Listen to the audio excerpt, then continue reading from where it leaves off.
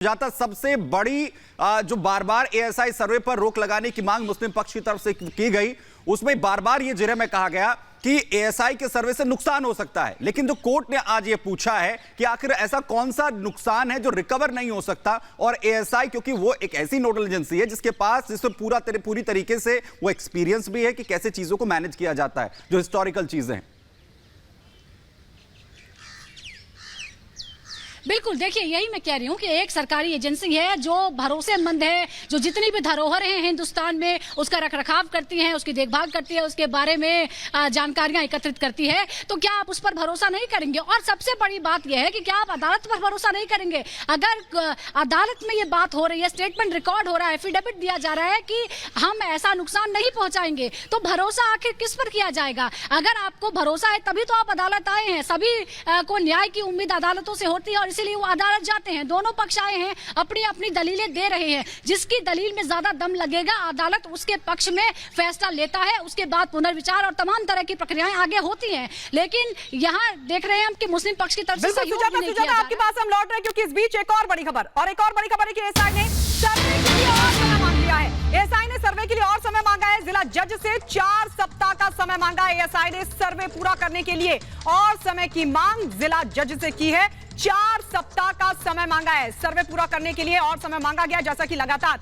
कहा जा रहा था। एएसआई ने सर्वे के लिए और समय मांगा है। बाकायदा ये कोर्ट में कहा गया है कि हमें और समय चाहिए क्योंकि 5 दिन का वक्त दिया गया था। आज सर्वे शुरू हो चुका है और ऐसे में एएसआई की तरफ से ये कहा गया था कि सर्वे के लिए और समय की जरूरत है और यही बात जिला जज के सामने कही गई, मांग लिया गया है। वही बड़ी खबर ये कि सुप्रीम कोर्ट में हिंदू पक्ष के वकील की तरफ से दलील दी गई है, सर्वे से किसी के अधिकार का हनन नहीं होगा। ये बड़ी खबर इस वक्त आपको बता दें। सुप्रीम कोर्ट में जिस तरीके से एएसआई सर्वे को लेकर जो सुनवाई हो रही है उसमें यह कहा गया है कि सर्वे से किसी के अधिकार का हनन जो है वो नहीं होगा। ये हिंदू पक्ष के जो वकील हैं उनकी तरफ से दलील जो है वो दी जा रही है।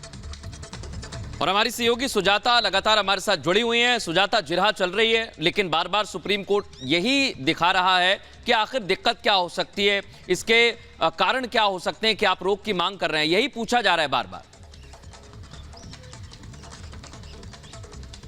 बिल्कुल, देखिए और अभी आपने सुना माधवी दीवान जो हिंदू पक्षी वकील हैं वो कह रही हैं कि किसी के अधिकार का हनन सर्वे से नहीं हो रहा है और यही बात की जा रही है।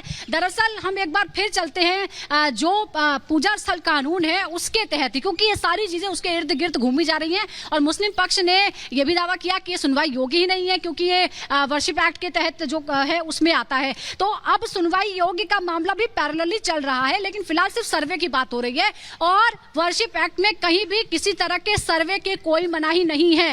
राम मंदिर परिसर का, अयोध्या राम जन्मभूमि का भी सर्वे किया गया था और उसमें भी यही बात हो रही है कि सर्वे से ना किसी तरह का नुकसान पहुंच रहा है, ना कोई तोड़फोड़ हो रही है। फिलहाल अगर होगी तो वो ऑब्जर्वेशन में होगी अदालत के और अदालत उसका फैसला करेगा, आदेश देगा, तभी वो होगा। वो भविष्य की बात है, लेकिन फिलहाल बार बार यही कहा जा रहा है कि अभी सिर्फ सर्वे की बात है। सुप्रीम कोर्ट में भी नाराजगी यहाँ नजर आई है, जो टिप्पणियां सुनाई दी हैं उसमें नाराजगी जरूर नजर आती है कि जब यहां कहा जा रहा है तो ऐसा क्या नुकसान हो सकता है जिसकी कभी भरपाई ना हो सके और ये नियमों के तहत ही हो रहा है। बाकी क्या जो तमाम केसेस हैं, अगर हम उस पर दावे की बात करें, पूरे परिसर पे दावे की, तो क्या वो सुनने योग्य है? इसकी अदालत सुनवाई करता रहेगा। सर्वे भी इस दौरान हो सकता है। सर्वे में जो भी रिपोर्ट आएगी वो एक बंद लिफाफे में रखी जाएगी, सील बंद लिफाफा होगा, सीधा अदालत को दिया जाएगा। सुजाता लौट रहे हैं आपके पास।